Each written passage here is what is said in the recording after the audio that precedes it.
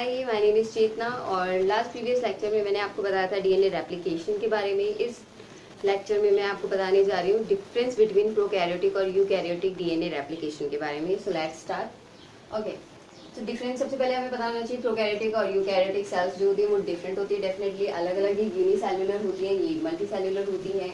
इनके डीएनए होते हैं वो भी डिफरेंट होते हैं। इनका डीएनए रेप्लिकेशन, एक प्रॉपर रेप्लिकेशन की अगर हम बात करें, वो लगभग सिमिलर होता है। लाइक हेलिकेज का आना, अनवाइंड करना, एसएसबी प्रोटीन्स का जुड़ना, मतलब जो प्रोसेस है रेप्लिकेशन फॉर्क का बनना, लीडिंग एंड लैगिंग स्ट्रैंड का बनना, वो सारी चीज़ें कॉमन है। लेकिन जो बेसिक है लाइक एंजाइम्स वगैरह, प्रोटीन वगैरह जो इसमें यूज होते हैं, place and according to these things जो इसमें डिफरेंस है वो मैं आपको आज बताने जा रही हूँ, जिसकी वजह से प्रोकैरियोटिक और यूकैरियोटिक डीएनए रेप्लिकेशन में डिफरेंस पता चलता है। ये कुछ मेजर और माइनर डिफरेंसेस हैं।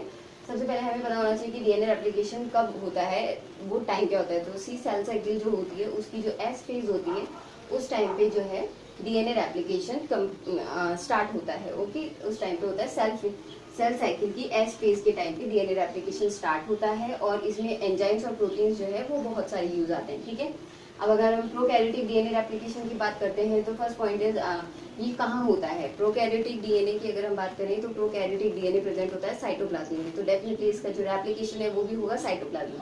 लेकिन अगर यूकैरियोटिक डीएनए की बात करते हैं तो ये होगा न्यूक्लियस में, क्योंकि यूकैरियोटिक जो सेल है उसके अंदर बहुत सारे ऑर्गेनेलीज प्रेजेंट होते हैं और उसी में से एक होता है न्यूक्लियस। तो अगर डीएनए न्यूक्लियस के अंदर प्रेजेंट है तो डेफिनेटली जो रेप्लिकेशन का प्रोसेस है वो भी न्यूक्लियस के अंदर होगा। लेकिन इसमें न्यूक्लियस ही नहीं प्रेजेंट है, तो ये साइटोप्लाज्म के अंदर डीएनए जो है बिखरा हुआ रहता है। और इसी की वजह से इसका जो सॉरी नॉट बिखरा हुआ बट साइटोप्लाज्म के अंदर रहता है, और इसी वजह से जो डीएनए रेप्लिकेशन है ये साइटोप्लाज्म में होगा। Okay, next point is only one origin of replication present होता है। ठीक है, ऑरिजिन वो वाला प्लेस जहाँ से हेलिकेज बाइंड होता है और फिर आगे फर्दर मूव करता है और अनवाइंडिंग का प्रोसेस स्टार्ट करता है, तो वो जो एक प्रॉपर प्लेस है वो ऑरिजिन ऑफ रेप्लिकेशन कहलाता है। और इसमें वो सिर्फ एक होता है, एक डीएनए मॉलिक्यूल में सिर्फ एक ऑरिजिन ऑफ रेप्लिकेशन प्रेजेंट होता है, फेज मतलब प्लेस। और अगर हम इसकी यूकैरियोटिक सेल्स की बात करते हैं तो यूकैरियोटिक डीएनए रेप्लिकेशन के अंदर मोर देन 1000 जो है रेप्लिकेशन के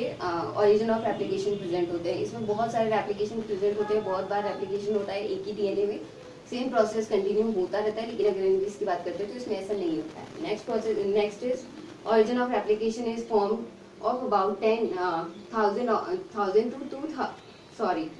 100 to 200 and more nucleotides. Okay, तो मतलब क्या है, जो origin of replication है it's not like कि एक न्यूक्लियोटाइड का बना हुआ है, डेफिनेटली नॉट। ये 100 से 200 न्यूक्लियोटाइड्स से मिलके एक प्रॉपर सी, जैसे अगर कोई डीएनए है तो यहाँ पे ओरिजिन ऑफ रेप्लिकेशन कैसे होगा, लाइक ये 100 से 200 अगर बेस पेयरिंग हो रही है यहाँ पे, तो इस जगह पे है ना पता चल जाएगा कि ठीक है ये एक प्रॉपर हमको न्यूक्लियोटाइड का सीक्वेंस देखना होता है, वो होता है उसका ओरिजिन ऑफ साइट, जहाँ से हम कट कर सकते हैं। तो यहाँ से ये ओरिजिन ऑफ साइट है इसका। ठीक है, इसमें हमारी रिक्वायरमेंट, इसमें जो रेप्लिकेशन के लिए रिक्वायरमेंट होती है वो वाले सारे न्यूक्लियोटाइड प्रेजेंट है। तो यहाँ से आगे जो है हेलिकेज बाइंड हो जाएगा और फिर कंटिन्यू आगे मूव करेगा। ठीक है, तो ये बना होता है 100 से 200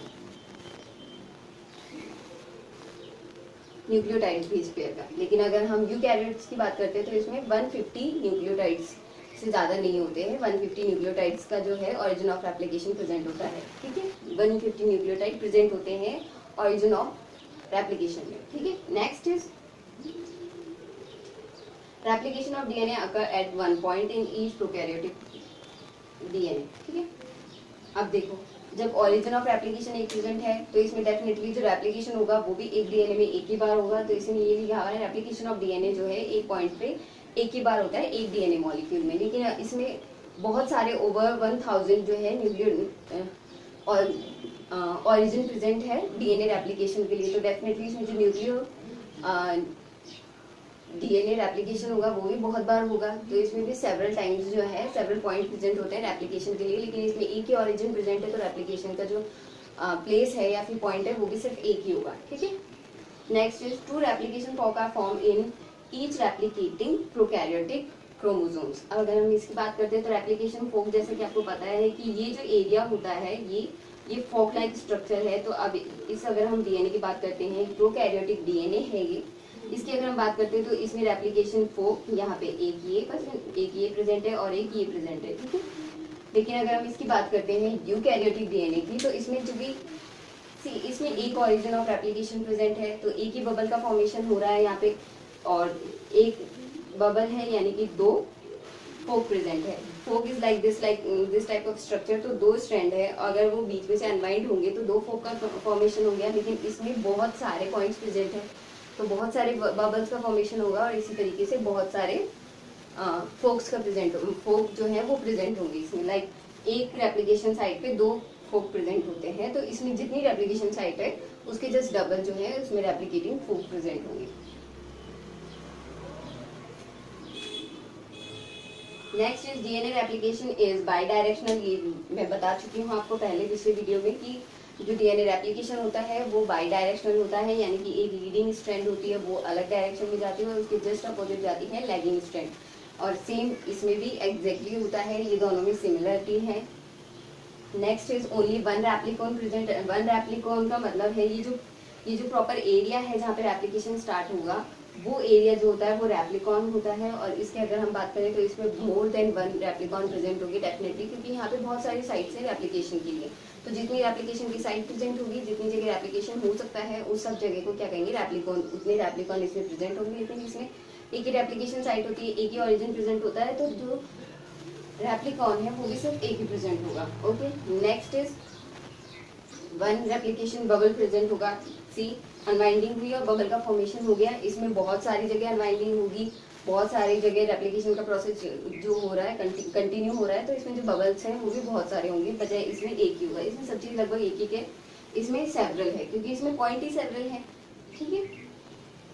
नेक्स्ट इज जो इनिशिएशन है डीएनए का, यानी कि जो स्टार्टिंग है डीएनए रेप्लिकेशन की, वो किसके द्वारा कैरी आउट होती है, वो होती है DNA A and DNA B proteins के थ्रू जो है इनिशिएशन स्टार्ट होता है किसमें, प्रोकैरियोटिक डीएनए में। लेकिन अगर हम बात करते हैं यूकैरियोटिक डीएनए की, तो इसमें जो इनिशिएशन होता है, इनिशिएशन ऑफ रेप्लिकेशन होता है, वो कैरी आउट होता है मल्टीपल, यानी कि बहुत सारे सब यूनिट्स, मल्टीपल सब यूनिट्स जो होती है प्रोटीन्स की, उनसे होता है। लाइक इसमें हमारे पास प्रॉपर 2 ही ऑप्शन है, DNA A and DNA B, लेकिन उसमें बहुत सारे हैं, ठीक है। Next is Okazaki fragments are large. Okazaki fragments कौन से होते हैं, जो लैगिंग स्ट्रैंड होती है, जो कि बीच में गैप से चलती है, उसमें क्या होता है 2 ये जैसे कि आप देख रहे हैं ये 2 प्राइमर प्रेजेंट होते हैं, ठीक है। तो 2 प्राइमर, जहाँ प्राइमर होते हैं वहां से पॉलीमरेज आता है, डीएनए पॉलीमरेज, और स्टार्ट क्या करता है, और वो स्टार्ट करेगा वहाँ पे डीएनए के फॉर्मेशन को, राइट। तो अब यहाँ प्राइमर है लैगिंग स्ट्रैंड में, तो यहाँ की साइड जो है डीएनए पॉलीमरेज अटैच होगा, और उसकी वजह से क्या है यहाँ पे फॉर्मेशन हो जाएगा एक डीएनए फ्रेगमेंट का, और इसी तरह यहाँ पे एक और प्राइमर है, तो यहाँ से एक और डीएनए फ्रेगमेंट का वो हो जाएगा। लेकिन अगर प्राइमर को हटा दिया जाए तो बीच में जो फ्रेगमेंट है, जो डीएनए फ्रेगमेंट है, उनको ओकाजाकी फ्रेगमेंट्स कहते हैं, और उनकी जो वो जो होते हैं, अगर प्रोकैरियोट्स की बात करें तो इसमें जो डीएनए रेप्लिकेशन है इसके अंदर लार्ज फ्रेगमेंट होते हैं। ओकाजाकी फ्रेगमेंट्स जो होते हैं लगभग 1000 से 2000 न्यूक्लियोटाइड लॉन्ग होते हैं, लेकिन इसकी अगर हम बात करते हैं तो इसमें स्मॉल होते हैं, क्योंकि इसमें जो ओकाजाकी फ्रेगमेंट्स होते हैं वो होते हैं 100 से 200 न्यूक्लियोटाइड्स तक होते हैं, ठीक है। इसमें 100 से 200 न्यूक्लियोटाइड्स का जो होता है बेस पेयरिंग होती है, लेकिन इसके अंदर 1000 से 2000 न्यूक्लियोटाइड होते हैं। न्यूक्लियोटाइड ये देखिए, जैसे ये है, ये जो लाइनिंग्स है, अगर हम नॉर्मल डायग्राम की बात करें तो ये इसके अंदर होगी 1000 से 2000, लेकिन उसके अंदर होगी 100 से 200, ठीक है। Next is rapid replication present होता है, इसमें बहुत जल्दी रेप्लिकेशन हो जाएगा, ठीक है।